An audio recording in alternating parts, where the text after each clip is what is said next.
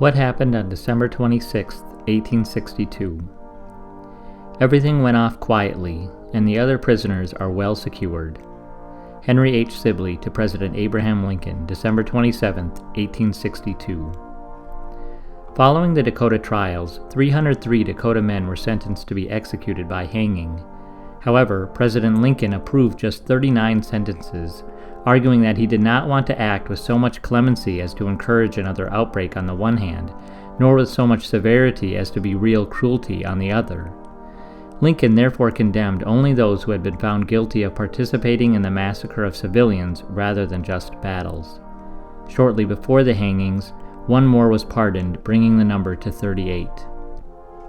The executions took place in Mankato, Minnesota at 10 a.m. on December 26, 1862, in what remains the largest mass execution in United States history.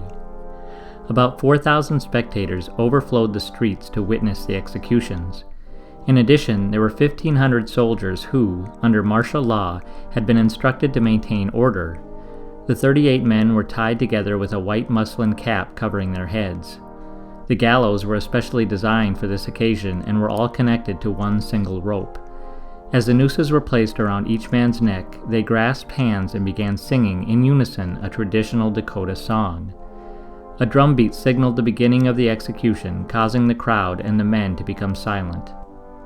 With a single blow from an axe, Captain William Dooley, who had lost several family members during the war, cut the rope and ended the lives of the Dakota 38. 2 of those executed had been mistakenly hanged. This included Chaska, who had done much to protect Sarah Wakefield during the war, and Wasikoon, who had been previously acquitted. The bodies were left to hang for 30 minutes and then buried in a shallow mass grave in a sandbar near the Minnesota River.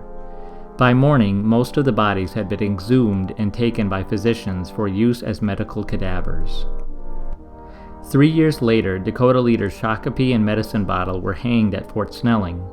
The 2 had evaded capture in Canada where, in 1864, they were kidnapped and smuggled over the border. After a brief trial with sketchy evidence, the 2 were found guilty of committing atrocities during the war. They were hanged on November 11, 1865.